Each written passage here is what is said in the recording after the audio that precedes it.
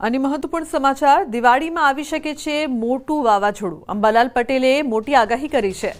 બંગાળ ઉપસાગરમાં મજબૂત સિસ્ટમ બનશે। અરબી સમુદ્રમાં એક સિસ્ટમ સક્રિય થશે। 17 ઓક્ટોબરથી દરિયા કિનારે ભારે પવન ફૂંકાશે। ગુજરાત સહિત દક્ષિણ ભારતમાં ભારે વરસાદ પડશે। હવામાન નિષ્ણાંત અંબાલાલ પટેલે કહ્યું। प्रथम तो तारीख 19 आसपास बंगाल उपसागर में सिस्टम बनवा जई रही है। कदाच आ सिस्टम 23-24 तारीख सुधी में वावाझोडું पर बनी सके અને આ સિસ્ટમ વધારે સક્રિય રહેશે। ત્યારબાદ તારીખ 19 में अरबी समुद्र में પણ એક હલચલ જોવા મળશે, પરંતુ અરબી સમુદ્રની સિસ્ટમ છે એ લગભગ ઓમાન તરફ જવાની શક્યતા રહેશે। એટલે આ બંગાળની જે મજબૂત સિસ્ટમના કારણે તેના ભેજના કારણે દક્ષિણ ભારતમાં ભારે વરસાદ થવાની શક્યતા છે। કર્ણાટકમાં ભારે વરસાદ થવાની શક્યતા છે, પણ તેના ભેજના કારણે લગભગ મહારાષ્ટ્રના ભાગોમાં અને ગુજરાતના ભાગોમાં પણ વરસાદની અસર આવી શકે। એટલે તારીખ 18 ઓક્ટોબરથી 30 ઓક્ટોબર વચ્ચે ગુજરાતના ઘણા ભાગોમાં વરસાદમાં વાદળછાયું વાતાવરણ રહી શકે અથવા તો માવઠા જેવું થઈ શકવાની શક્યતા રહે। આ બંગાળની જે મજબૂત સિસ્ટમના કારણે તેના ભેજના કારણે દક્ષિણ ભારતમાં ભારે વરસાદ થવાની શક્યતા છે। કર્ણાટકમાં ભારે વરસાદ થવાની શક્યતા છે, પણ તેના ભેજના કારણે લગભગ મહારાષ્ટ્રના ભાગોમાં અને ગુજરાતના ભાગોમાં પણ વરસાદની અસર આવી શકે। એટલે તારીખ 18 ઓક્ટોબરથી 30 ઓક્ટોબર વચ્ચે ગુજરાતના ઘણા ભાગોમાં વરસાદમાં વાદળછાયું વાતાવરણ રહી શકે અથવા તો માવઠા જેવું થઈ શકવાની શક્યતા રહે। તો નવેમ્બરમાં મજબૂત વેસ્ટર્ન ડિસ્ટર્બન્સ હિમવર્ષાને લઈને નવેમ્બરમાં ઠંડી પડવાની શક્યતા, ઠંડા પવનો પણ ફૂંકાવાની શક્યતા રહેશે। ડિસેમ્બરની શરૂઆતમાં વેસ્ટર્ન ડિસ્ટર્બન્સ આવવાની શક્યતા છે। ડિસેમ્બરનું વેસ્ટર્ન ડિસ્ટર્બન્સ કડકડતી ઠંડી લાવશે। નવેમ્બર માસમાં મજબૂત વેસ્ટર્ન ડિસ્ટર્બન્સ આવશે, જેના કારણે દેશના ઉત્તરીય પર્વતીય પ્રદેશોમાં ભારે હિમવર્ષા થતાં નવેમ્બરમાં પણ ઠંડી પડવાની શક્યતા રહેશે। અને 23મી ઓક્ટોબરથી ઠંડા પવનો ફૂંકાવાની શક્યતા રહેશે। આ ઉપરાંત લગભગ ડિસેમ્બરની શરૂઆતમાં પણ વેસ્ટર્ન ડિસ્ટર્બન્સ આવવાની શક્યતા રહેશે। લગભગ આ વેસ્ટર્ન ડિસ્ટર્બન્સ છે ડિસેમ્બરના એ કડકડતી ઠંડી લાવી શકે તેમ છે। અને નવેમ્બરમાં પણ સવારના ભાગમાં ઠંડા પવનો ફૂંકાવાની શક્યતા રહેશે। તો બીજી તરફ ગુજરાતમાં ડિસેમ્બરની શરૂઆતમાં ઠંડી પડવાની શક્યતા રહેશે। ગાત્રો થીજવતી ઠંડી 22 ડિસેમ્બર બાદ પડી શકે છે। ન્યૂનતમ તાપમાન 8 ડિગ્રી રહેવાની શક્યતા છે। ઉત્તરાયણ બાદ પણ ઠંડા પવનો ફૂંકાવાની શક્યતા। પણ કડકડતી ગાત્રો થીજવતી ઠંડી 22 ડિસેમ્બર બાદ પડવાની શક્યતા રહેશે અને આ ઠંડીમાં ન્યૂનતમ તાપમાન 8 ડિગ્રી સેલ્સિયસ જેવું કોઈ ભાગમાં થવાની શક્યતા રહેશે, પરંતુ ઉત્તરાયણ બાદ પણ ઠંડા પવનો ફૂંકાવાની શક્યતા રહેશે। અને ઉત્તરાયણ બાદ પણ લગભગ ઠંડા પવનની અસરથી લગભગ સખત ઠંડી પડવાની શક્યતા રહેશે। એટલે ઠંડી જે છે એ આ વખતે ડિસેમ્બર અને જાન્યુઆરી માસમાં પડવાની પણ શક્યતા રહેશે। તો 17 અને 18 ઓક્ટોબરે વાતાવરણમાં ગરમી આવવાની શક્યતા છે। મહત્તમ તાપમાન 35 થી 36 ડિગ્રી જઈ શકે છે। દિવસે ગરમી જેવું વાતાવરણ જણાશે।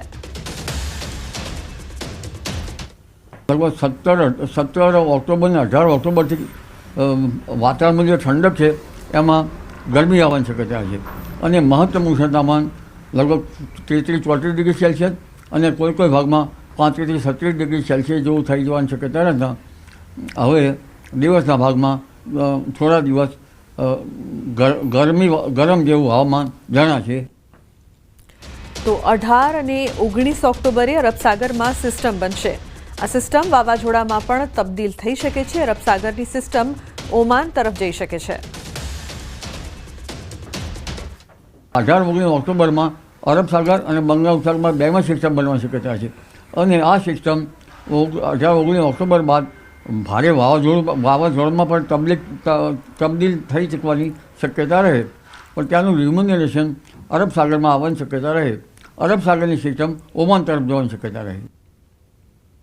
તો સુરતના અલથાણ વિસ્તારમાં લાગી આગ. ખુલ્લા પ્લોટમાં કચરાના ઢગલામાં લાગી ભીષણ આગ. નારિયેળના વૃક્ષ ઉપર સુધી આગ લાગી હતી. કચરાના ઢગલામાં આગ લાગતા વેસુ અને અલથાણથી ફાયર ફાઇટરના જવાનો ઘટના સ્થળે પહોંચ્યા. હાલ ફટાકડાના કારણે આગ લાગી હોય તેવું અનુમાન છે.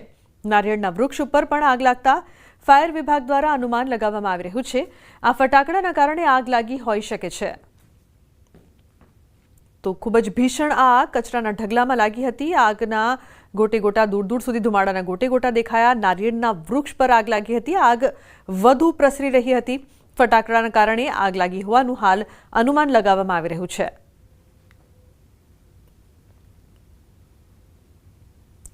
જૂનાગઢમાં નદીમાં નહાવા જવું ભારે પડ્યું. નદીમાં ડૂબી જતા સગીરનું મોત થયું. કેશોદના અગતરાય ગામની નદીમાં આ ઘટના બની છે. ઊંડા પાણીમાં થયો ગરકાવ. 16 વર્ષીય સગીર નદીમાં નહાવા ગયો હતો. યાજ્ઞિક ગઢિયાનું ડૂબી જવાથી મોત થયું. હાલ પોલીસે આગળની તપાસ હાથ ધરી છે. તો બીજી તરફ અમદાવાદ કચ્છ હાઈવે પર મોડી રાત્રે અકસ્માતમાં 2 ટ્રેલર સામસામે અથડાતા 2 લોકોને ઈજા પહોંચી છે. ધ્રાંગધ્રાથી કચ્છ તરફ જતા હાઈવે પર સોલડી ગામ પાસે આ ઘટના બની છે.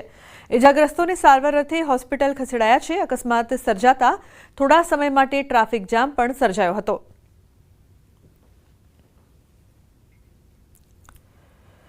તો સાબરકાંઠાના પ્રાંતિજ પોલીસ મથકે સ્થાનિકોનો હોબાળો. પ્રાંતિજ શહેર ભાજપ પ્રમુખ પર આરોપ. સ્થાનિક યુવતીનું બ્રેન વોશ કરી ભગાડી ગયાનો આરોપ. યુવતીના પરિવારજનો સાથે ટોળું પ્રાંતિજ પોલીસ મથકે પહોંચ્યું.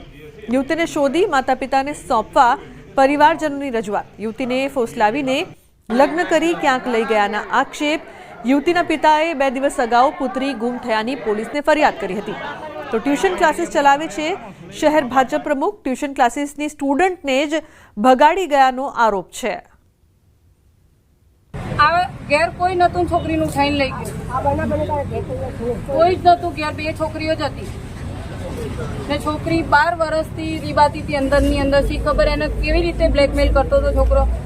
અમે બહુ કોશિશ કરી એને જાણ કરવા પણ એ કોઈ કહેતી જ નથી. તો માળિયા મિયાણા નજીકથી ડમ્પરમાંથી દારૂ ઝડપાયો છે. રેતીની આડમાં લવાતો વિદેશી દારૂ બિયરનો જથ્થો ઝડપી પાડ્યો છે. ડમ્પરમાં તાડપત્રી ઢાંકીને છુપાવ્યો હતો દારૂ બિયરનો જથ્થો. ટ્રક ડ્રાઈવર ચુનીલાલ હુડાની ધરપકડ કરવામાં આવી છે. દારૂ મોકલનાર વિજય પટેલ વોન્ટેડ જાહેર કરાયો છે. 4320 દારૂની નાની બોટલ, 2568 બિયરના ટીન અને ટ્રક સહિત ₹25.93 લાખનો મુદ્દામાલ કબજે કર્યો છે.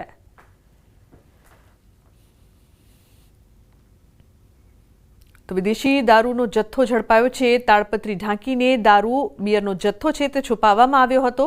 4320 દારૂની નાની બોટલો ઝડપાઈ છે. તો 25.93 લાખનો મુદ્દામાલ છે તે કબજે કરવામાં આવ્યો છે. સુરેન્દ્રનગરના